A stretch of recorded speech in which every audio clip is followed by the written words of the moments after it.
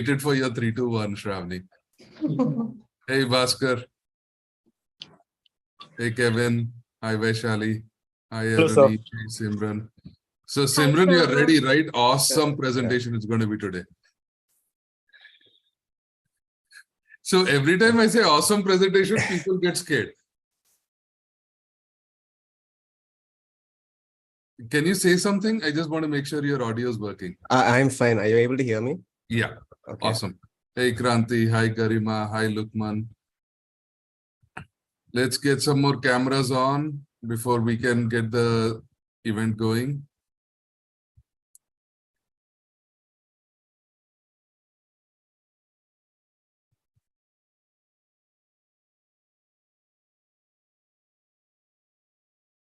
All right. Okay. Awesome. So I think we can get started. So for those of you that are attending for the first time, this is our Feedback Friday sessions where our members share their work.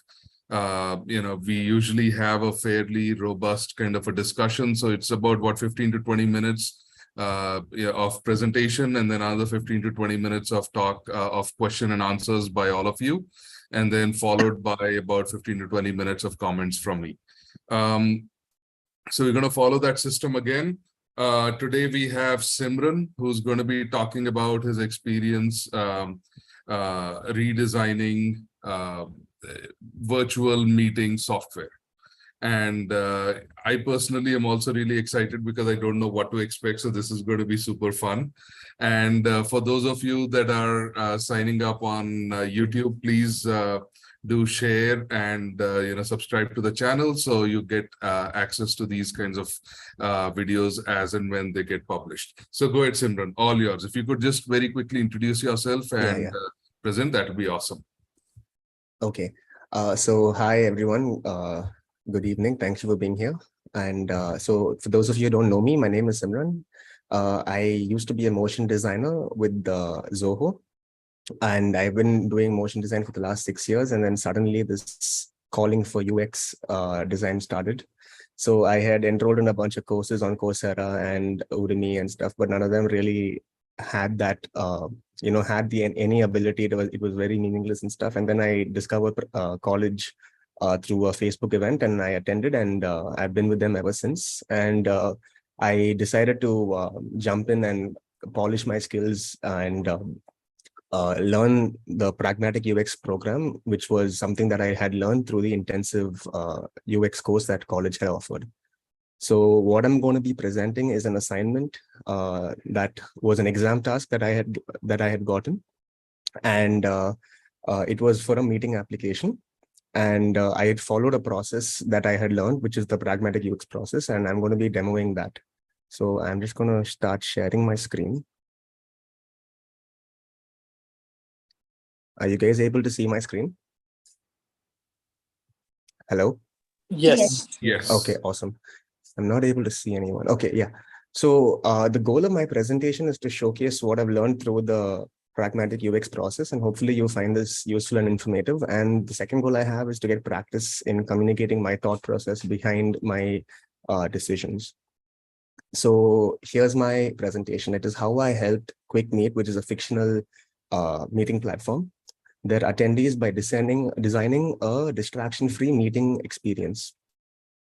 So the problem statement that I had gotten was that this fictional platform can conduct effective meetings, but their users are currently facing hardships when they are assigning action items, taking notes, saving segments and stuff.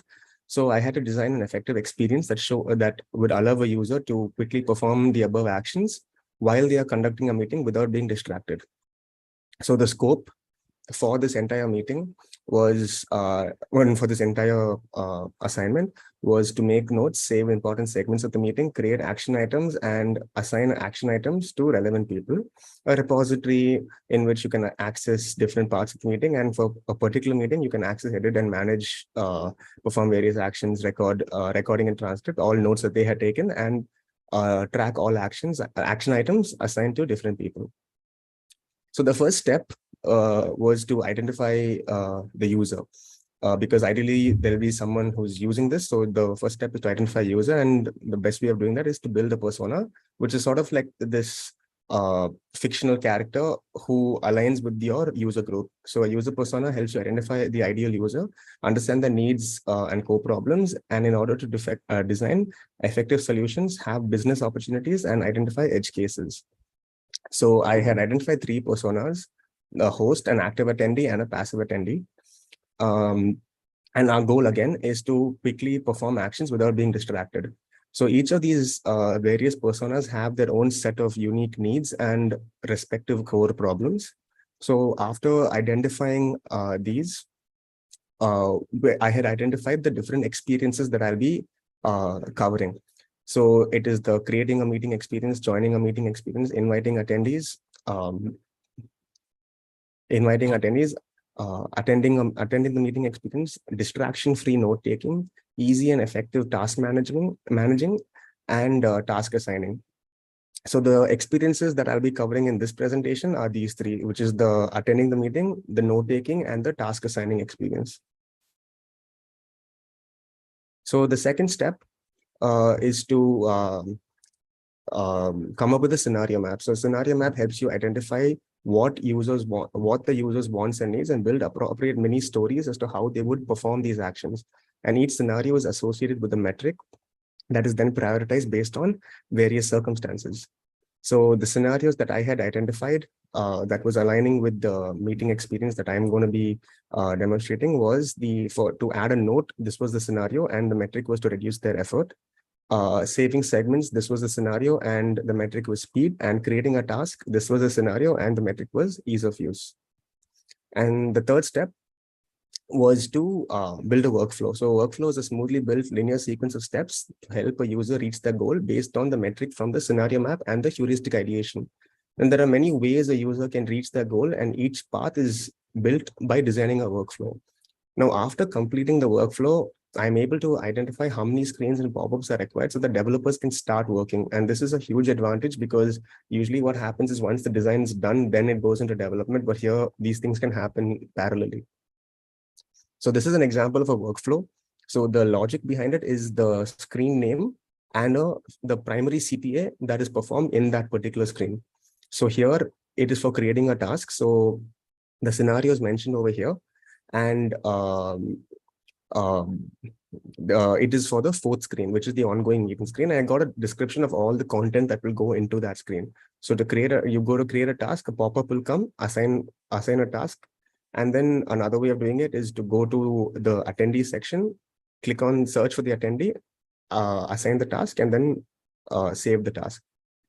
And after sort of going through various combinations of this, you sort of you finalize on one particular workflow that works. And the way you identify that is by coming up with pros and cons. And if you have to if you identify more cons, you do it again until you eliminate the number of cons and also eliminate the number of errors. So the 4th step is 6-ups and rough sketches. So 6-ups is rapid ideation technique. It's a timer is set for 45 seconds, and one must know how to one must just jot down 6 ideas per 45-minute slot. 45-second slot. I'm so sorry about that. And these ideas are done per screen or per widget with the goal and metric in mind. And the best 6-up or a combination of a few 6-ups is then sketched into a full screen. So for the creating a task, this was the 6-ups that I had, and the metric was ease of use. So the first one was just a kebab menu with a drop down, and that didn't occupy space, but the con was it had a discoverability issue and it required an extra click to perform an action, which defeated our purpose of it being easy. The second one I had was to have a shortcut, alt control / or whatever, and that will sort of bring up this search bar similar to how command space works on a Mac to search. And that also doesn't occupy space, but there's a discoverability issue, there's a learnability issue, and that also requires an extra click to perform an action. Next one was in the attendees section to locate a particular attendee and interact with that particular attendee with the more button. So that would sort of expand into having new tasks and various other actions that you could perform. And the advantage with that would be that if I click on that, it will be autofill. The task assignee will be autofill, since I'm going to that particular attendee and creating that task. The fourth one I went, the only con for that was discoverability. The fourth one I went was to have it in the bottom bar itself as a button. The fifth one was to have while I take a note, to highlight the note and a little pop-up that will say create a task. If I create a task, it will take me to the same, I'll be able to achieve the same thing. And the sixth one was to type it out in a message. So I sort of combined these four. And this is, and I'll be talking about it when I show you the wireframe, but this is the pop-up of the task. So I selected this one because it had more, it had more use cases covered. So once I digitized it, this is what it had finally looked like as a wireframe. So now when I come into the wireframe, this is the wireframe for that particular screen. So, sorry. Yeah. So I have a little description here. So while the meeting is happening, the users have two ways of assigning a task. One is by selecting the create task button, which is here, or heading over to the attendee section, clicking on the kebab menu and assigning a task. Earlier, the user would have to go to a task manager application, create a task and assign to them, but this was tiring and time consuming, and this reduced the effort and made things easier, which aligned with my metric. And these were some of the pop-up in more in a higher definition thing. So I'm just going to view this prototype. So over here, this is our wireframe. So over here, I have a ability for us to take a note. So here it is, I can type, or if I hold the N key, the computer will recognize my voice and I'll be able to speak while this types it out automatically for me. And when that happens, the microphone is muted on the meeting so that my audio doesn't spill into the meeting.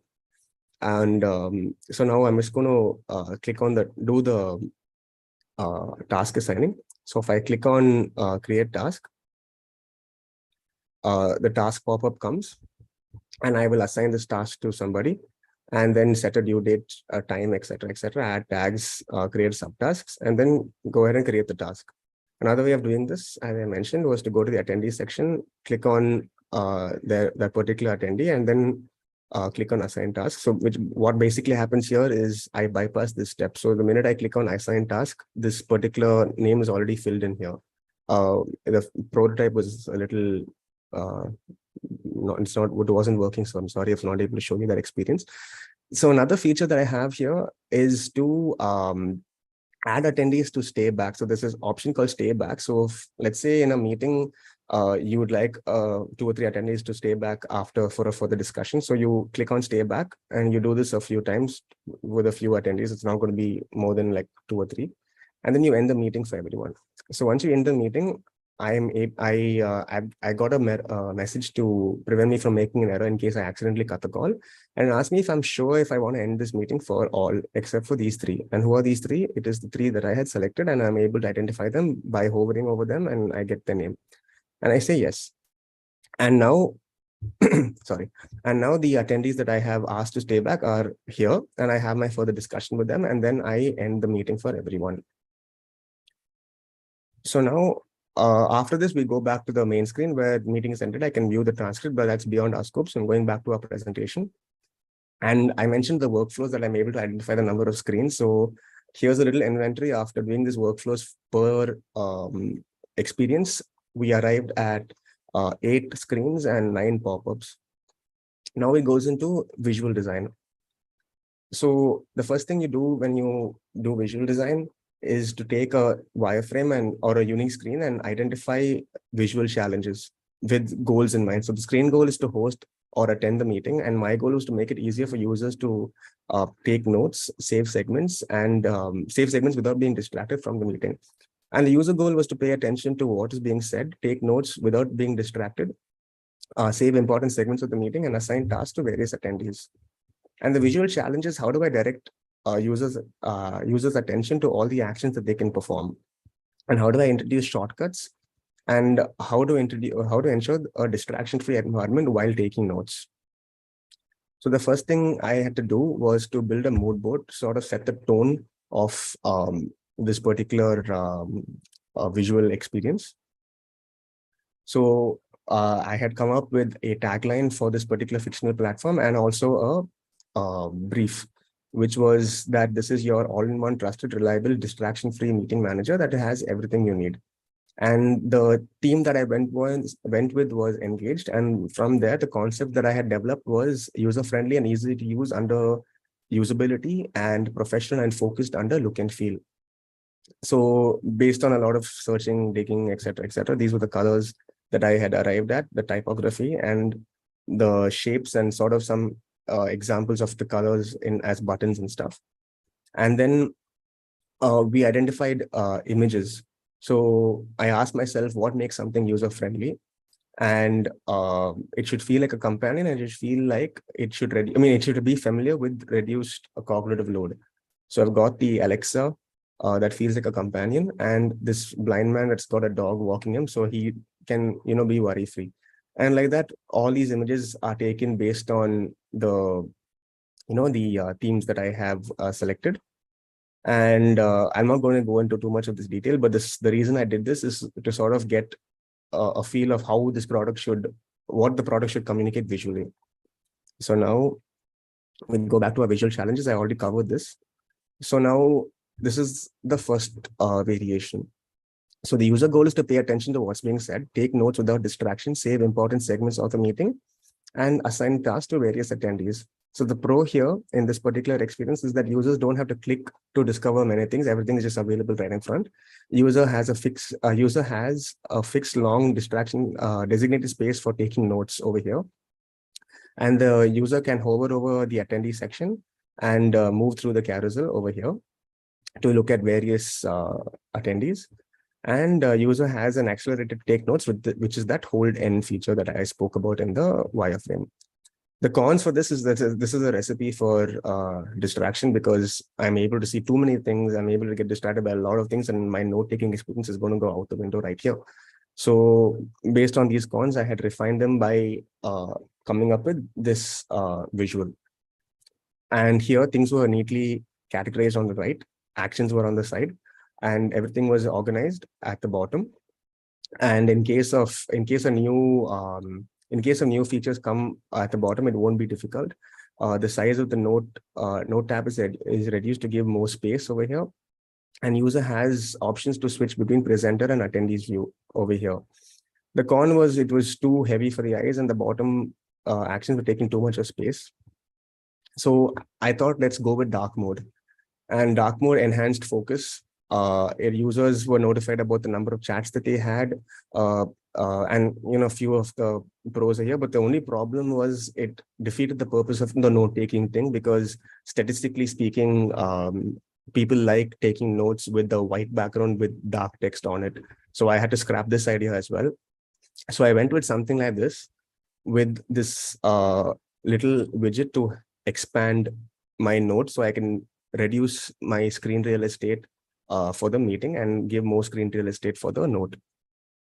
And so I'm just going to go into showing you the prototype.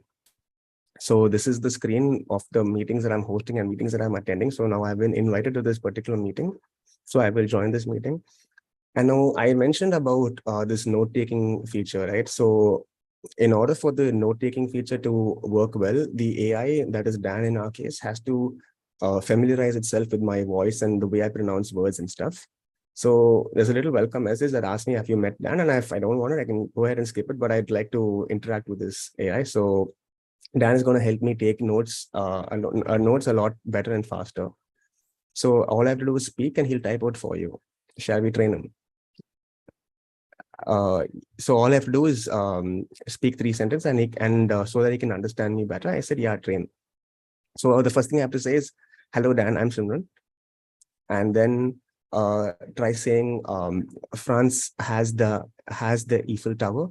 Now notice I said Eiffel Tower instead of Eiffel Tower. So based on that, Dan is able to understand the way I would pronounce certain words. And the last sentence is Hyderabad has the Charminar located in Ghanzi Bazaar. And again, this is the way I pronounce those words. So it is sort of understood the way I would pronounce certain things. And now I'm waiting for the host to let me in. So in this time, I'd like to check my network, and my internet is fairly good. So I wait for the host to let me in, and now the host has let me in. So this is the meeting screen, and the meeting is going on. I'm able to know who the host is and his name. And immediately over here, I have this switch that I can go to view, it's loading, view the attendees and the presenter alone. So, and whoever speaks, their tile will be highlighted so that I am able to visually understand who is speaking at the moment in case I'm not able to like identify the voice. So now, as I said about this hold N feature, so I'm able to like hold N and speak, and the system will generate it for me. But in case I want to type, I'm able to expand this, and I have the entire thing. I have more space to take my notes down. So now, after this, I would like to do the task experience that I showed you here and show you how it was visually enhanced.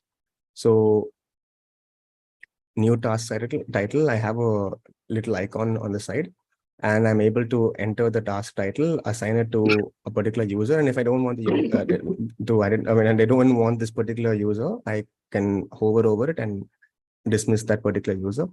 I have a drop down to choose the date and set the time and everything, create task, etc. Create tags. And if I want to add subtask, it expands further, and I'm able to assign subtask, and I go ahead and create this task. So now, another way of doing this, as I said, was to go to the attendee section. And in the attendee section, there is a little green icon below the DP of everyone. So I will know who's online and who's offline. And users who are the passive attendees are categorized in this away section. And I'm able to also hide and view my self view. So all these things would enhance my focus, and I would be able to stay completely distraction free during the meeting. So now a little thing that I didn't talk about earlier was save segments. So now the attendee is going to be, the presenter is going to be talking about something, and what he's saying is pretty interesting. So I'm going to go ahead and save this particular segment. So the minute I'm saving the segments, what he's speaking as text is already written over here, and I'm just going to stop it. So after I stop the segments saving, I do this a couple of times, and as and when I do it, the number of segments that I have here is notified to me as a number. So now if I click on 3, I'm able to see the number of segments that I have ideally saved. And this just helps me keep track of what I've saved, and I'll be able to access this later. So what else? Yeah, and then that stay back feature that I spoke about, to ask users to stay back. So I'm going to end this call, and I would like to end this call for everyone. So now the next screen that I have is this repository of the meeting that we just attended. So the screen goal is to view the recording, read the MOM, and save important and view this saved segments. Sorry, I'm so sorry. To view the recording, read the MOM, save segments, and notes. So my goal was to make it easier for the users to process this information effectively. User goal was to read the MOM, read their notes, view the save segments, and watch the recording. So Simran, you have about 3 more minutes. Okay. Yeah, I'll be done, Prasad. Cool. So the visual challenges was how to help users visually differentiate between save segments and notes, and how to educate the users about QuickMeet's feature of logging their internet activity. So basically, there was a feature that I had also thought about from the user persona.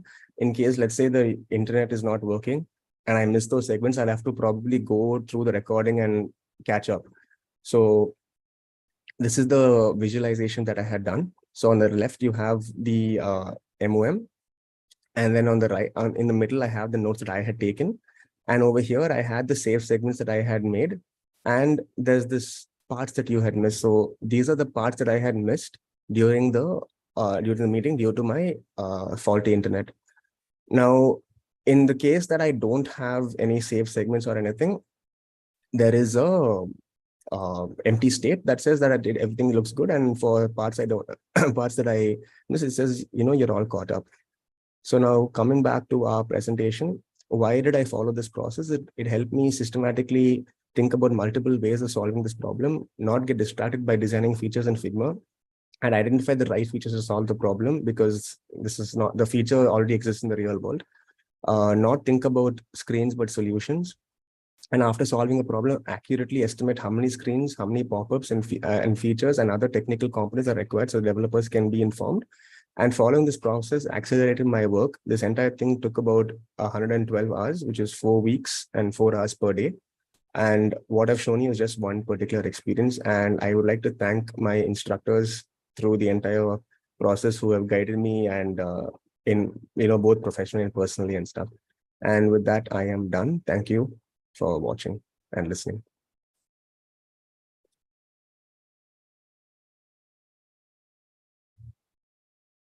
Hello. Awesome. Thank you, Simran. So I'm going to leave it open for the next 15 minutes. Anybody has any thoughts, comments, questions, please do. So go ahead, Vaishali. Hi, Simran. It's a nice presentation. Thank you. But I have 3 doubts. It's regarding the overall flow. I was just trying to understand the overall flow.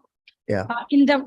If you go back to the screen where in the visual design, I think the first iteration after that. Yeah. 1 second. Where you were showing in the prototype, you are showing the end call, right? End call. I have a doubt. Yeah, I have a doubt. Like, no, which are you talking about, Vaishali? Okay, generally itself in the overall flow, you are not the host here, right? You are one of attendee. Yeah. But, no, I think I get what you're saying. Yeah. So I'm so sorry about this. So when I designed the entire experience per screen, I had covered those cases. I just brought those screens here for the presentation.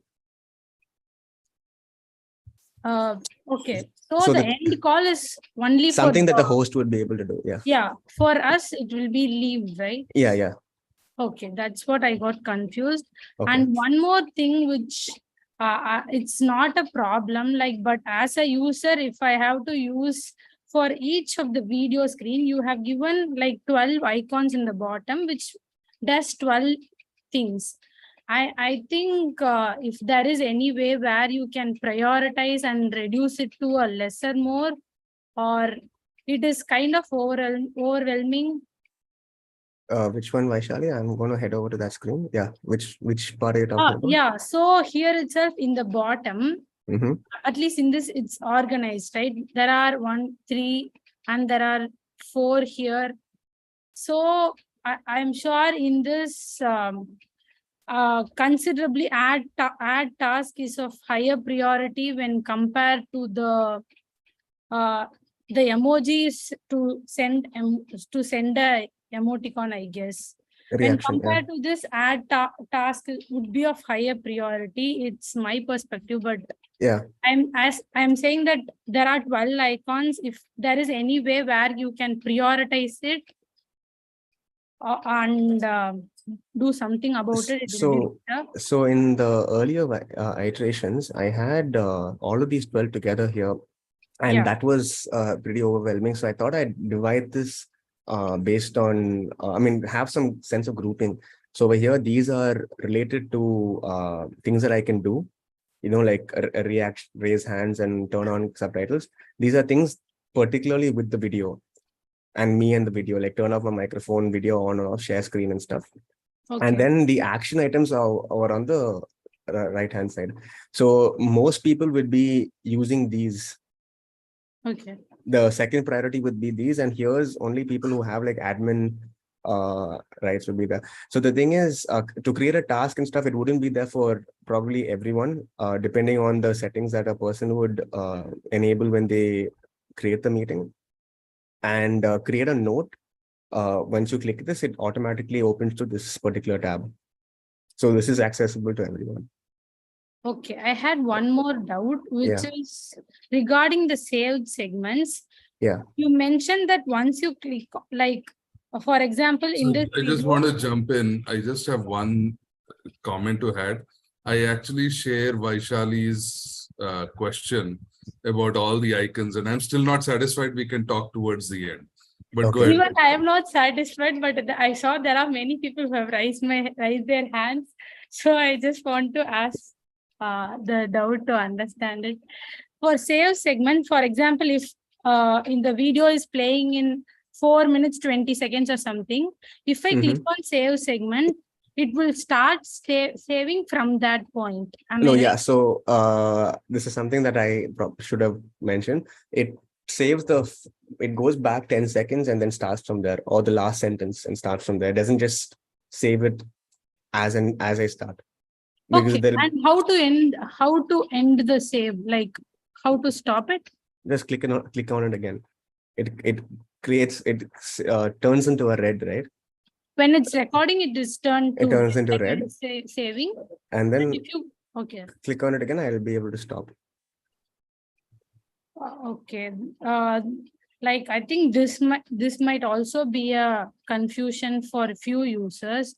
Yeah. If you can put this in the saved segment, saying whether it's saving, because I might even forget that I have started saving when I'm listening to something. So some sort of indication, better indication will be useful. That's what I think. Okay, thank you. I'll make a note of that. Yeah. Thanks, Vaishali. Go Yeah. ahead, Anita. Very nice presentation with a lot of steps and a lot of detail. I wanted to know that whenever you were trying to save anything, so it was saving the text only or the video clip as well? The video clip as well. The video clip as well. Yeah. And post the call, how were you able to access it? So I only showed you 3 experiences. The entire flow wasn't covered in this. So someone would go and like I'll show it you in. Okay, in the past meetings. So you will have a section called past meetings where yeah. Like there's a section called archives over here. So you click on that and you'll be able to access this particular thing. I didn't show you a flow. I showed you 3 experiences in detail.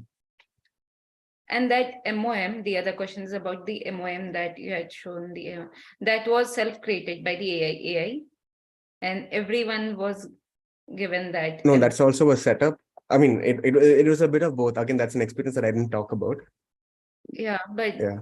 So it is sent to everyone, to every participant after the meeting. Yeah. That was sent automatically. That was generated by AI. It's not sent. It was in a there was a repository. You go into the archives and you'll be able to access it from there. I can show that to you, but then maybe I'll wait for everyone else and then talk about that. And the only last one was when you create a task, that the same thing. Then again, that is accessible in archive. The task that you have created. So task is accessible in tasks over here.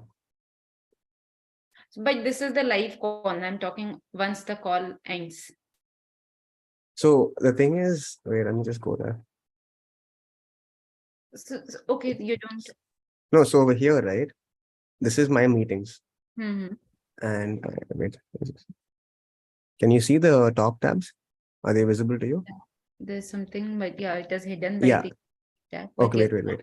Home tasks, archives, and yeah. So when I click on archives, I'll be able to go to that particular place. When I click on tasks, I'll be able to go to the tasks. When I click on home, I'll go to the home page and stuff. So this is the my meetings section. Okay. So it's a consolidated platform that has video calls, plus they save everything that is happening in the video call. Yeah. So you can access it easily. Okay. Thank you.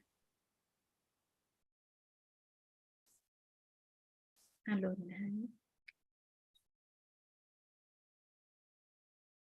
Well, thanks, Anita. Go ahead, Animesh. It'd be great if you could turn on your camera and then ask your question. Sure. Give me a second.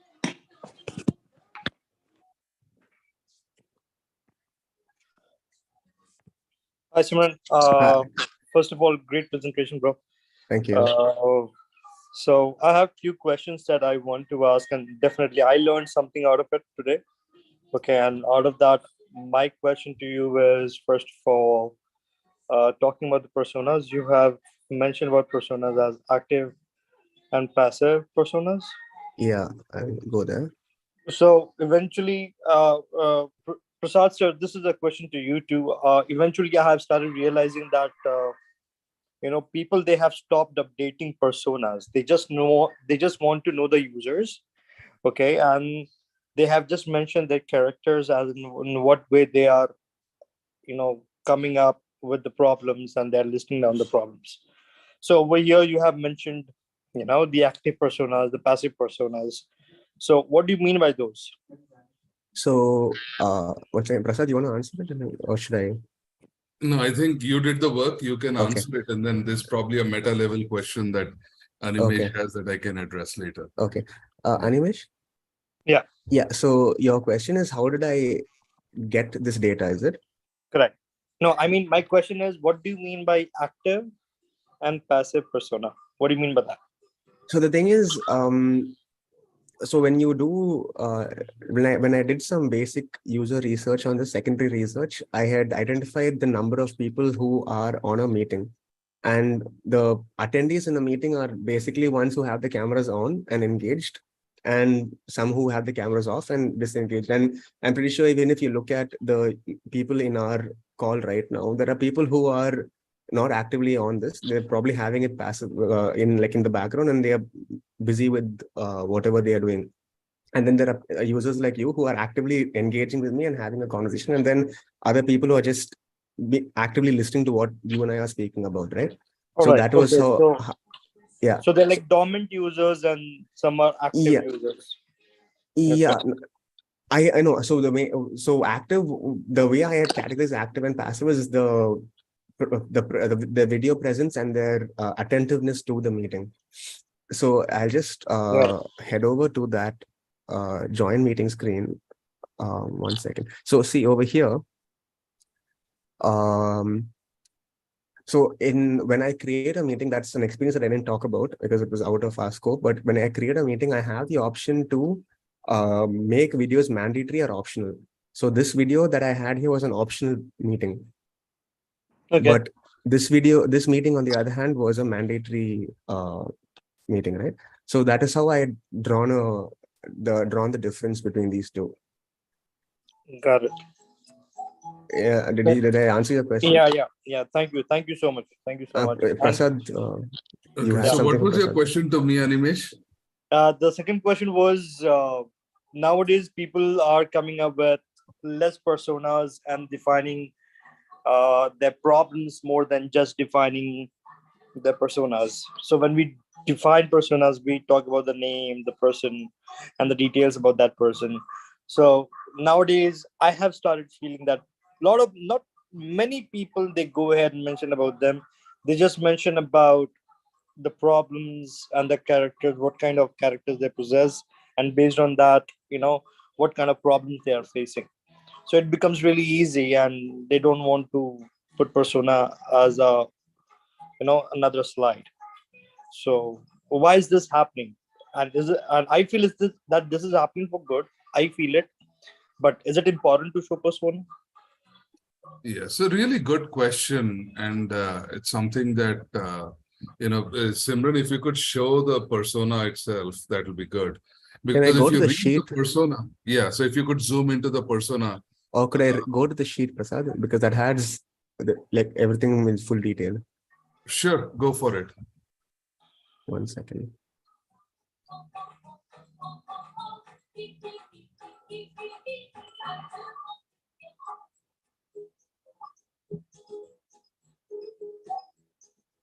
So this is kind of interesting because there are two kinds of personas that that a lot of people don't talk about. But the first kind of persona that we're traditionally used to is what you call a demographic persona. Okay, a demographic persona is a 21 plus years. It could be male or female. They join through a laptop or a tablet or whatever. Now, when you talk about this, you have a nice picture, you have a nice name, you have all of that stuff. At the end of the day, when you as a designer are trying to design for it, it's very hard. Like, how do I convert this? Like, okay, how do I take the fact that this is a male, 21 years old, using a laptop? How does that influence my product? Right? It's very, very hard to draw that connection. Right? And so that is where demographic personas kind of struggle. As far as designers, they struggle with demographic personas because you don't know how A connects to B. So the second way of looking at it is if you go to the persona itself, Simran, is what Simran has done, right? He's specifically written the phases. What are people trying to do? What are their needs at different phases? So this is a breakdown of their journey, and you're saying, okay, these are the specific needs that need to be solved. Correct. So this is what you call a behavioral persona. Okay. Okay. So when you're doing design, right, the recommendation is that at least, behavioral personas are easier to kind of drive, right? Now, the question that might come back is, okay, then if you're saying that, then why did somebody even do a demographic persona in the beginning, right? What was the value of it? So if you look at historically, generally personas were used by marketing folks, right? And because they would be using it to target. So like if you gave me this persona, and you look at the Facebook ad targeting or the Google ad targeting, it's exactly the same, right?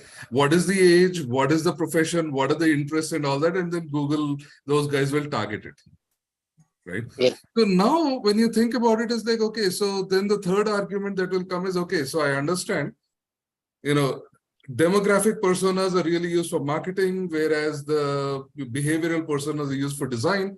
But is it even possible to use demographic personas for design? Right?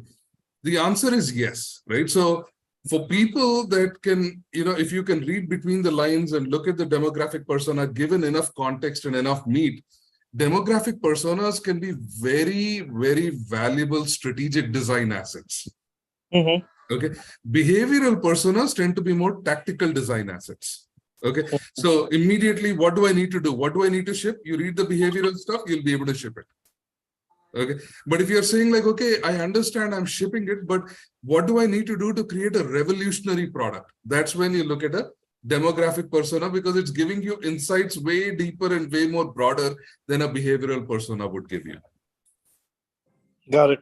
Okay. So that is how I basically look at it. And so from a design perspective, I actually encourage designers to start focusing on the behavioral personas first, because it gets you your results. And then at some point, you want to be able to still go back to your demographic personas, think about how you're going to leverage it. Okay. Great. So thank you. So that answers my question. Awesome. So, no, but that was a really good question. So, okay, so you're done with the question, Animesh? yes, I'm done. Awesome. Thank you. Go ahead, Pooja. Hello. Hi, Simran. Hello. Very good presentation. I'll ask you just one thing from the UI perspective.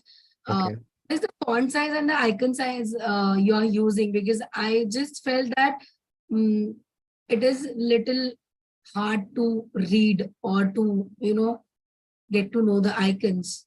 That's probably because it was screen shared on Okay. Zoom, because what I maintained nothing less than 14, and the icon size was 16 and 18. So Zoom's screen plus the additional UI and stuff could have probably created that. Yeah, but if somebody has little visibility issue or something like that, then it is hard for, as a general person also, for me, it is hard to read. Okay. What the exact font So I'll give you the size font is. size details. 1 second. It's 24 showing me. Yeah, so notes was 14. So these tabs are 14. The icon size was 16. See, even this, 16.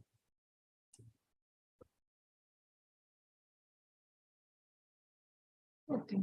Maybe 18. bigger, like 1820 would make, maybe it make this difference, but it's up to, again, So the thing is, when I completely get where you're coming from, but when I viewed this on my screen, right, Mhm.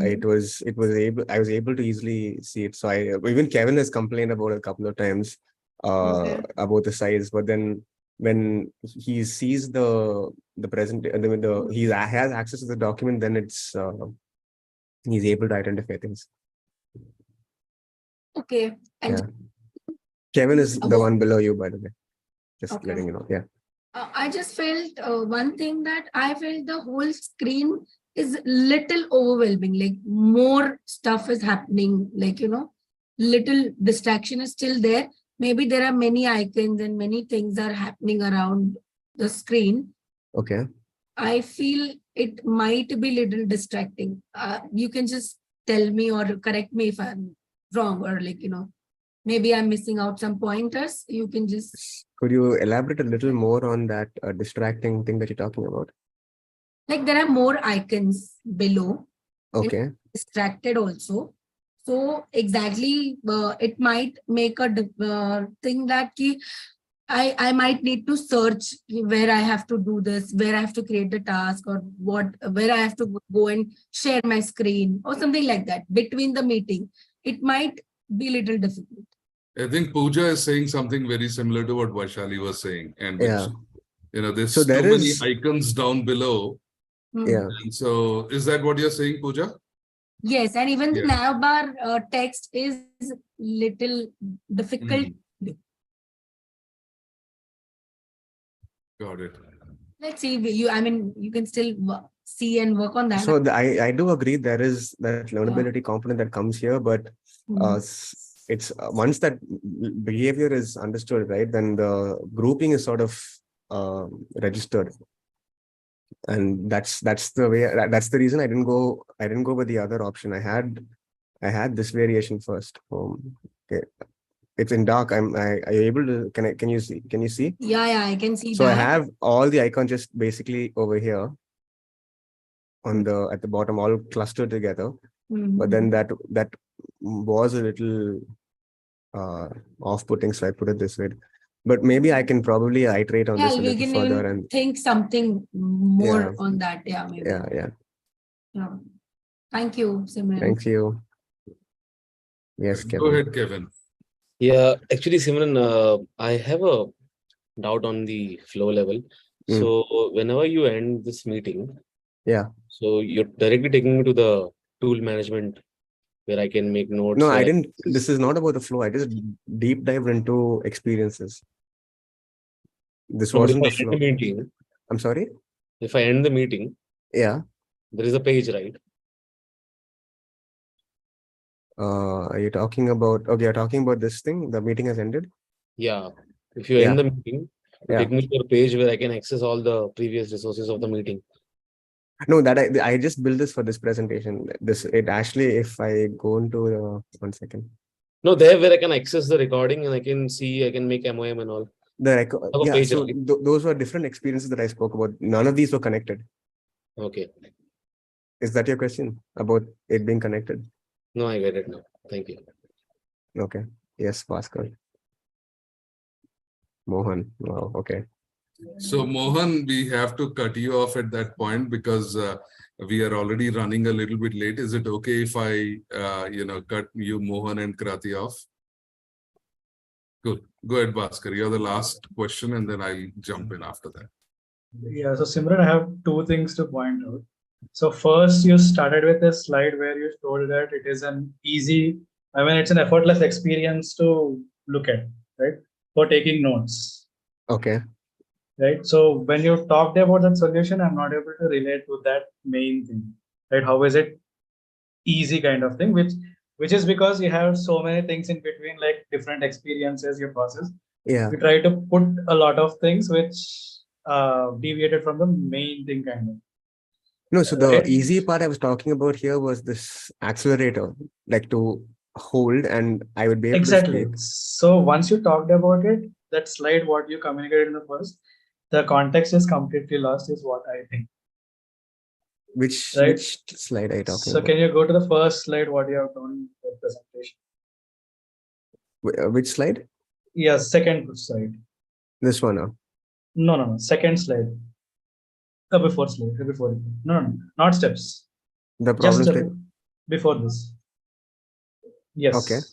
So distracting free meeting experience was the thing which you are trying to communicate, which got my interest. But when you communicated that thing, so in meantime, whatever you have planned, everything was up and down, different kind of things. And then once Yeah. I went back to it, recalling this was quite hard for me. Okay. Right? That's in terms of presentation, that's one point. The Okay. second thing is, can you go to your meeting screen? Yeah. So if you look at this meeting screen, you highlighted one goal, right? So in meeting, it was more towards getting the notes. Then, or what are the other components that we have highlighted?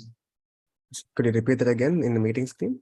So what was the main goal of the user that in the meeting room, in your flow? To be able to save segments, take notes, and assign tasks. Right. So what I see is your top navigation is distracting. Which top navigation? The top navigation of home, meetings, and all. So what would happen if we click on notes, home or something?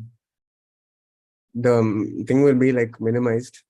Go to home and note. This is similar to how YouTube's mini player works. Yeah. So now the challenge is that when you said it was only to, concentrate on meetings or take notes. So that component is not at all relevant, is what I think. Now tell me.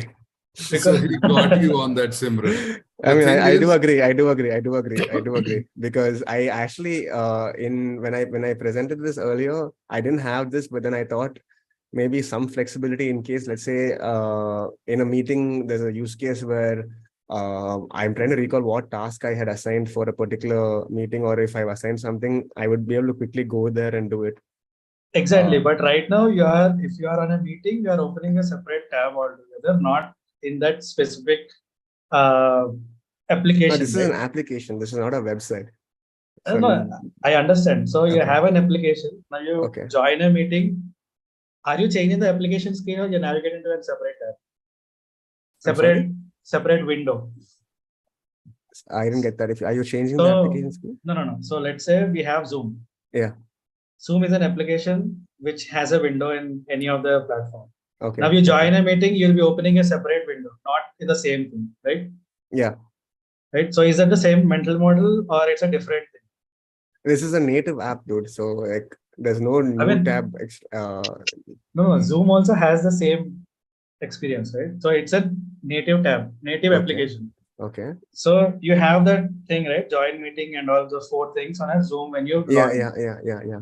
And when you join a meeting, it's still there, and your separate thing is your meeting. You're joining a separate meeting where you cannot go back and see what are the list of meetings you have. Yeah. So there are 2 different screens in that experience, right?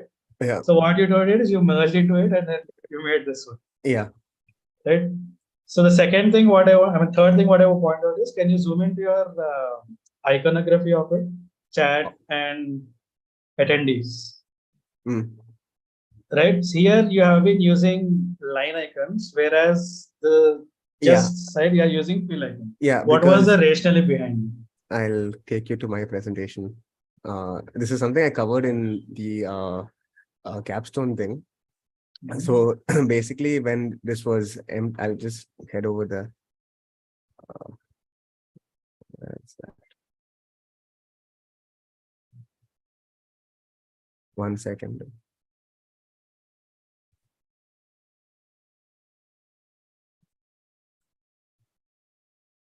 Is this? Yeah. So when I was seeing this, right, these line icons weren't very visible over here. So I thought just for this particular thing, I would fill it, and for everything else, I would keep it stroke, because these were kind of important. So you felt. And the thing is, one more thing. The thing is, they didn't have the support of text next to it. So because of that, I had kept this standalone. Yeah. So now let's break it down. Right? So what was the thing that caused you it wouldn't work here? I'm sorry. So why do you think it wouldn't work? It didn't have the. Oh, it was too thin. So what was the problem? Too thin. Visibility. So, I think it's more like relatability factor is what you think, or is it visibility? It was visibility, right? If it was visibility, why not a larger icon? Why to change the style of the icon? Then it'll occupy too much of space. Anyway, it's an overlay, right? Yeah, no, it's a button that's permanently on the screen. Yeah, button is an overlay on. Yeah. Your video is an overlay. It can be 20 pixels or 30 pixels. So what were you trying to strike balance between? Prioritize those things because you're changing a visual language. Okay. Right. So I just gave you my rationale. There's nothing beyond that. I just said that it's because I didn't have the text to support it. I think there can be multiple options even for solving this problem. You can actually have a text. So what was I had text in one of my I had sort of these tabs thing on top, but again it took a lot of space. I don't know where. I should have that somewhere as a variation. So that since it took up a lot, why I went with so personally, I'm not necessarily averse to what Simran did. Seems okay. It seems logical, but I have a slightly different problem there, right? Because if you look at the attendees, it's the one kind of an icon. And then you have the very similar kind of an icon being used for a different action, right? So that is where my challenge is like, how can you use a similar icon for two different actions? Because that is likely to cause more confusion what my thought is. Okay. So Bhaskar, can I take it from here? Yes. Cool, thank you. So Simran, I just want to take a step back, okay? So what was your intention of presenting today, right? So your goal, you listed two goals in your intention, right? So the first goal was, of course, you want to showcase what you've learned. Awesome. But the second one is you want to practice communicating your thought process behind the decisions, isn't it? So I'm basically going to look at that and I'm going to evaluate you on the basis of the goals that you've defined. Okay. Okay. So get practice in communicating your thought process. Okay. So my bigger challenge, I think, was that when you did your interaction design, okay, you talked about getting things to be easy. Okay. But my question is, how do you know that what you designed is easier? Right. And the reason I say that is something like this, right? So the reason I say that is when you're sitting in a meeting and you're listening, okay, and you put a very structured way, very linear process of, hey, at this point, I'm going to say, take a note, and then I'm going to assign it to Anita, and then I'm going to do something else, and then I'm going to fill in all those 5 things and stop. What are you imagining that the other people in the meeting are doing at that time? Engaging with the meeting. Yeah, so then they're continuing with their meeting. So the meeting minutes are dropping left, right, and center, right? Yeah. So can you, how long does it take to identify one to do and push it out? Okay, I suspect it would take anywhere between 30 to 45 seconds based on your interaction. Is that reasonable? Yeah, but right? Prasad, taking a note and saving a segment is something that would happen passively, but something like assigning a task would require full focus and attention, both from me and the person I'm assigning it to, right? So not necessarily. So when you look at the meetings, if you're talking, I'm just saying, oh yeah, it'll be really great if, Simran, you take care of this, Shravani, you take care of this, so-and-so take care of this. Yeah, then Shravani will be like, okay, I'm going to create a task, and then she would. So you're basically saying that everybody is creating a task for themselves. Is that right? No, Shravani will create a task for me. And I may so create now she's going to create a task for you. She's going to create a task for herself. And I said that in under 45 seconds. Okay. So now she has to remember all of that stuff. And again, going back to the one heuristic, right?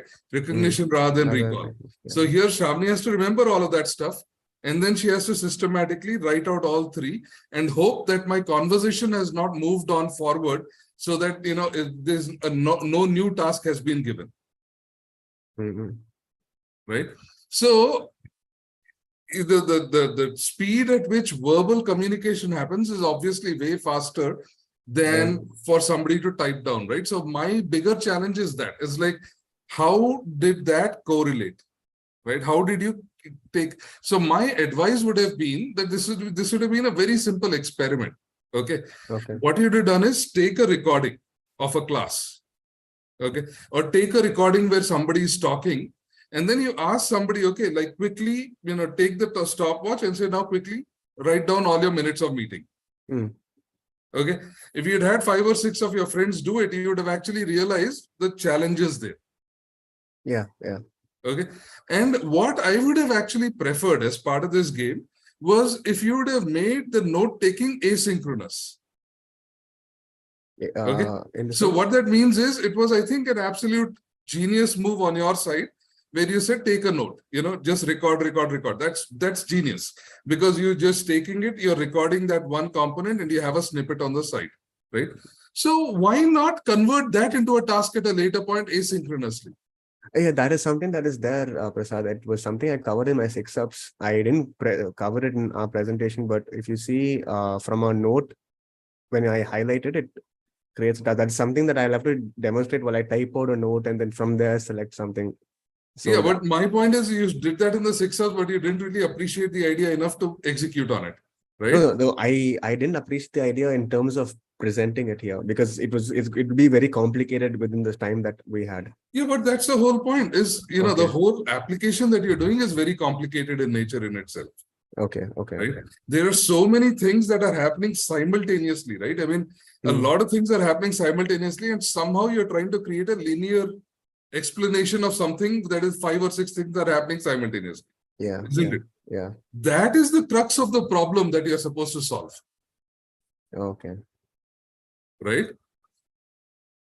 And I think that is where you had the right ideas, but somehow I felt that you were not able to prioritize the appropriate ideas up there.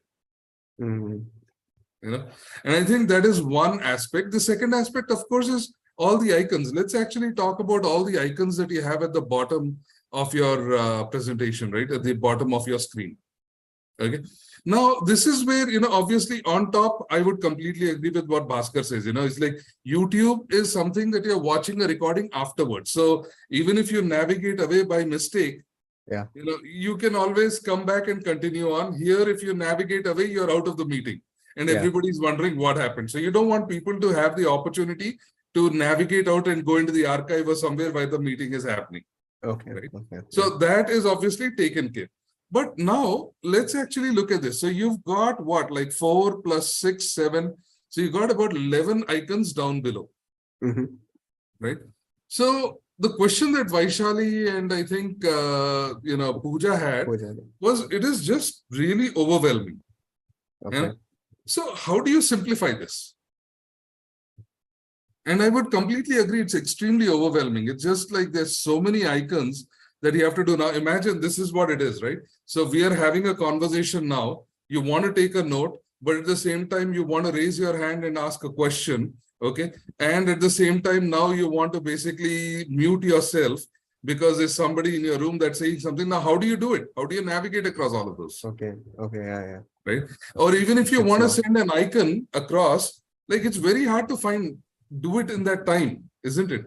Yeah. So I think the argument is that, progressive disclosure could happen, but I think effective grouping is probably more important. So that's what Bhaskar is saying. I think that's the one you need to think through, is how do you effectively group those elements down below?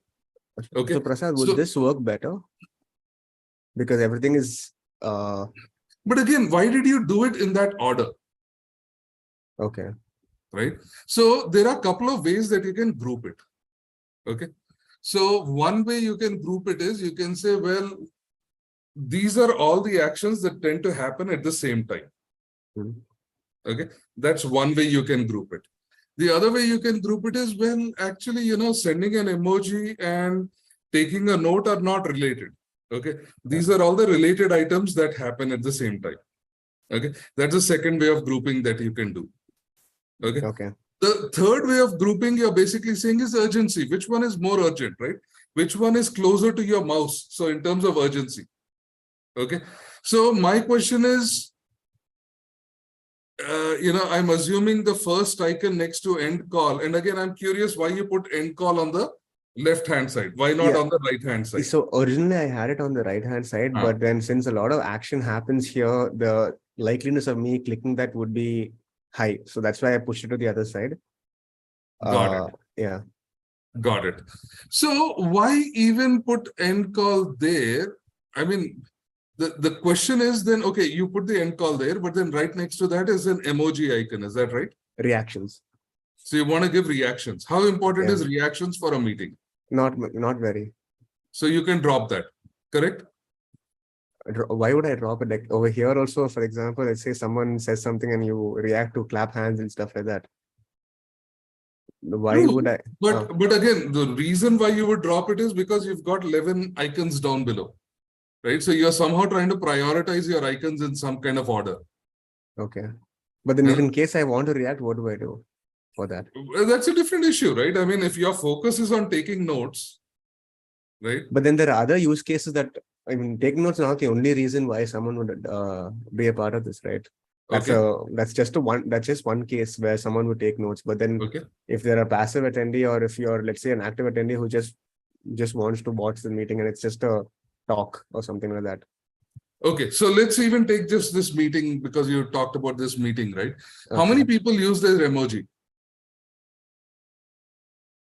We have approximately about 32 people on this call. Okay. Okay. We had at most probably about what? 7 people use emojis, Okay. right? It's a very small minority. Again, I'm not saying that, you take what happened in this meeting and generalize it. I'm absolutely not saying that, because, you're taking a small sample size and generalizing. You don't want to do that. Okay. However, what I'm saying is there needs to be some sort of logic behind how you're doing and what you're doing. Okay. So my advice is actually, I think you need to tighten up your logic for your icons. Why did you do what you do? What was the order? What was the sequencing, right? There's no specific, I mean, there are guidelines, but I think it's what is more important is you need to have that logic and you need to have that prioritization list, right? So for example, right now, if I asked you, Simran, you have to drop 2 icons. Which 2 icons would you drop? I would drop the reactions and CC. Hands down. Okay. Okay. Now you have to drop 3 icons. Which ones would you drop? Full screen. Full screen. Okay. Now, if I tell you that, I'm going to drop everything except one, which is the one that you're going to fight for? The save segment. So this is what is important. The reason why you're going back Oh. and forth, there's no correct or wrong answer. Okay. But the point is, you should have prioritized all your elements. Okay. And Okay, I get because you didn't prioritize it, we're kind of having this discussion. I get it. You understand? Yeah. So, and you need to have a logic for prioritization. So again, when I look at the work that you've done, obviously you have a lot of visual chops coming into the game. So clearly your visuals are, they look pretty nice, right? But again, my question to you is, okay, what happens when non-ideal conditions, like this guy looks like a model, right? And the background looks staged. So what happens, let's say the lighting was not perfect. Okay. Okay. What happens if they have, let's say, bad furniture in the background? Right? What would your meeting, I mean, this is also the other part when you're doing the design, you want to test out not only the best case scenario, you also want to test out the worst case scenario and make sure that your design kind of accommodates both of those scenarios. Got it. Okay. Now, coming to the next step is, again, I think in terms of the interaction design, there's a number of questions. The asynchronicity of it was something that I think should have been solved, which I do not think was necessarily solved in that game. Which one? The asynchronous way of, the meeting itself is like so many layers, but you're trying to do it in one after the other. That doesn't work that way. Okay. Right? So that is a larger interaction design problem that needs to be solved that wasn't necessarily solved. Okay. From a visual design perspective, there are things that could be done better. I think the prioritization, the thinking through them, I think would have made it so much more powerful for you.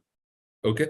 Because again, when you say maximize and all that, most people expect maximization where? On the top right-hand corner. Yeah. Right. So again, when you try to create brand new visual patterns, you're making it difficult for people to learn. So my argument to you is, okay, what are the patterns you're going to reuse? So 90% of the visual patterns that you create have to be stuff that people are used to. Okay. And only 10% should be ones that are new that you want to train people on. So my question to you is, okay, in an order of prioritization, what is the 1 or 2 habits that you want people to learn from your interface? Okay. Right. So you need to prioritize that. Those are the 2 things that you change. Don't change everything, because if you change everything, it's going to be like going to a foreign country where you can't even order food. Okay. Right. So that said, now let's come to the communication component. Okay. So when you're looking at communication, there are 2 things that, when somebody is looking and trying to evaluate you, there are 2 things that I'm looking at, right? Listen, does this person know their job really well? Question number 1, will I hire this person? The second question number 2 that I will have is, how senior is this person? Okay. So will I hire this person? Yeah, I think, their interaction design components are probably, a little bit confused, but visually you have the aesthetic, right? But I have some questions about the way you structured it, because you were not able to address my questions. I think at the end of the day, it's all about being able to address the questions. So that is where it is. I would probably say, okay, this person is a visual person, but may not necessarily understand the nuances of the design end to end, but this person. So now what is the seniority, I would think? Okay. Right? So when you're talking seniority, remember the tricks that I talked about in the beginning. Don't try to tell people like, oh, this is what a workflow is. This is what a wireframe is. Don't try to tell people all of that stuff. Okay. Jump straight into it, because the time that you're saving on the basics is the time you can actually communicate your thought process. So you had some really interesting ideas in the beginning, but you never ended up communicating. So until Bhaskar asked you and you said, oh, okay, wait, this is where I want, this was my thought, or, here's a video, like, you had so much thought about, okay, should a video camera be mandatory or not? And what does it tell about people and all that? You had so many ideas about it, but you never truly communicated it, because you spent a lot of time communicating things that were not necessary to communicate. Okay. Right. So I think you need to nail down your communication. Like, okay, what is my outcome? Like, oh, I just want to show people what I did. That's one thing. But I think, my thought process here is you're coming in to kind of talk about your work and convince people that your thought process was rigorous and well thought through, isn't it? Yeah. And so it kind of did not seem like the rigor didn't come across, but your process came across. But when you see the process, what's the big deal? Everybody does it. Okay. Right. So that's where it is. So my advice is, I think, practice your presentation, practice what you want to communicate, focus on the core elements, and I think you'll do a really, really good job. Thank you. Right. And there are lots of these hidden things that you did, but nobody heard about it. And I know about it because I've kind of seen your work from before. So I know, okay, there are all these things, but I'm not going to interfere. I'm not going to say, hey, Simran, talk about this, right? So that's like, that's what happens when you go for matchmaking marriages. Oh, my boy does this also. My boy does that also. You don't want to do that. Right? Got it. Cool. Awesome. Thank so you, good guys. job, Simran. I think, it's a good start. I would just say practice, make sure you have the priorities of what you want to talk about. And I think that'll be really good. So there is one more question that is at the back of my mind that a couple of other people have also asked. And I want to ask you that. Okay. How is this different from Microsoft Teams or Zoom? They're already doing it. So how are you different from them? Okay, so things like save segments isn't something that Zoom or Microsoft has. Things like AI embedded notes aren't things that Microsoft or Zoom has. Things like a task manager within the platform isn't something that these guys have. Also, so in 10 words or like, less, words or less, how are you different? And I mean, I have I feel that I have been very sensitive to errors that a user could perform. Like for example, end call. If I click end call here, I'm off this call. I don't have any sense of an error prevention, but here I have made it very clear that you can. I'll ask you if you're sure and then give you options. Zoom and does stuff that like too. No, when I click end call, it just goes as far as No, for you it does, but for me as a host, if I try to end call, it says it's going to end the call for everyone. Yeah. So here, this is even for an attendee. Even if I end the call as an attendee, it would give me a prompt. Okay, but is that the most important difference between you and Zoom and Microsoft Teams? No, so the important difference between me and thing is the AI embedding and like I have a feature where MOMs and stuff are auto-generated from the transcript. And so what is it, 10 words or less? It is. And again, for everyone that's watching this, I'm not doing this to mess with Simran, but I do this as part of the training because if you can explain in 10 words or less, your mind is crystal clear and your designs are clean. Okay. And that's why I force people to say it in 10 words or less, because you have that clarity about what is the target you're expected to achieve. So what is it in 10 words or less that's different from Zoom and Teams? There are a lot of accelerators that make things faster. That's the difference. Accelerators that make things faster. Yeah. Okay. Would that be convincing enough? No, you don't seem convinced. I'm not really convinced because, I mean, what is stopping Zoom from doing it? I mean, accelerators seem like such a small thing. You know what I mean? It's like, why would somebody who's using Zoom want to shift to your product? So I think the way that you want to think about it is what Bhaskar was saying, right? Think about your use case, okay? So it is a business, it's a professional business workflows. You're managing the whole workflow, okay? With the help of AI. Now that's a whole different ballgame altogether, because what do you do before you come to the meeting? What do you do after you come to the meeting? Zoom doesn't care. Teams don't care, right? And you have to use multiple other softwares to track like Jira or whatever, to track all the action items and stuff. But you basically integrated all of that into one application, isn't it? Okay. So that's an advantage. That's a business advantage for you. Got it then.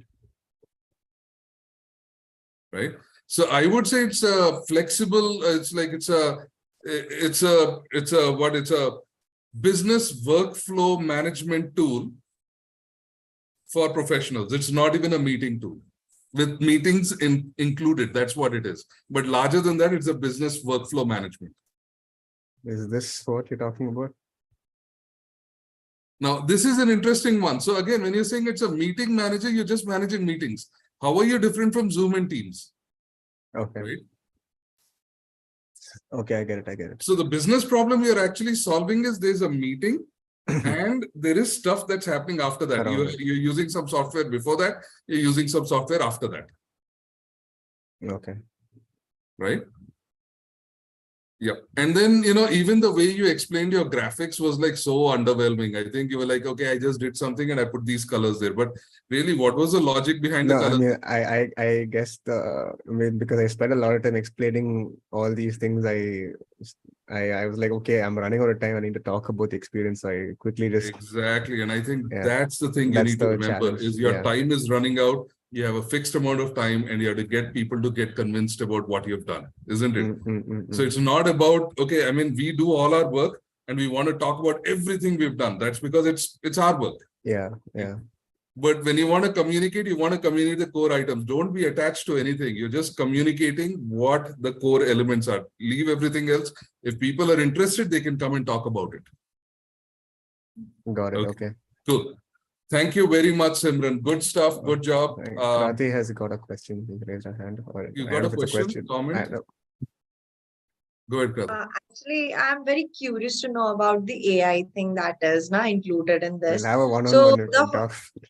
Yeah, no, I just have a question to Prasad, sir. Like, say, suppose at design level, we have certain, like, we can even add different features, but it is not, sometimes it happens that they are even tough or they're not feasible at the time of development. So how designers actually understand this thing, that is this feature is valid for our thing or not? Like here, like I am not convinced with the like why that bot is here. Like what's the use of that bot in the entire process?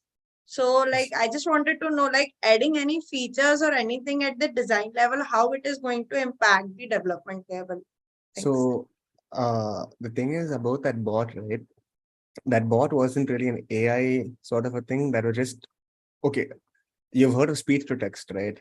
Yeah. So a lot of times speech to text goes wrong because the software is not able to understand certain pronunciations and stuff. So all this is doing is refining that speech to text conversion over here. But So that's how, why like, how you are relying on that it is giving you the accurate thing, that how you like how you can that is not my job, right? I mean, that's something that the engineer this is my question should too, figure and out. I have like if we have added that and we know that it is not that precisely, if we are adding is it going to like that would be a what should I say, it is an error prone thing to in the time of at the time of development. So do we think at the time of designing? So I think the answer to that is yes, you do need to think about it. Okay. Because you need to think about, okay, what is the accuracy? If the accuracy is 90%, you need to design it in a certain way. If the accuracy is 10%, you need to design it in a completely different way. You need to create those opportunities where, okay, if it fails, there's no big major failure, you know, or you have to design alternative workarounds and stuff just so that stuff doesn't fall apart, especially when you're using new technology. This is something that every designer has to think about and worry about. So to your statement, Simran, I think it is your problem to the extent that you understand how good or bad it is and how much you need to design around it. So here, Okay. I just have a follow-up to that. The thing is, I mentioned that in the workflow stage is where the developers can sort of be involved in this process. So there would be a discussion and we could negotiate on what could be done and priorities, whatever, and then take the process forward. Yes, So and that's perfectly fine. yeah. And if they tell you that it is not, it's only 10% accurate, then you have to design around that 10% accuracy. Or probably just get rid of the feature or something like that. Yeah, but I mean, there are ways that you can design. You can still keep an inaccurate system, but you can design around it, knowing that it is not going to work perfectly. Okay. Okay. So there are strategies for doing that, but I think that's a different, separate class altogether. But again, really good work done. Thank you, Simran. I think, and thank you everybody for your questions and, comments. So with that, do you have anything to say before we end, Simran? Thank you guys for listening, and I am very aware that I've fumbled up a lot. I'm going to watch this recording and cry. But thank you for listening, and it was a nice opportunity that I got to talk.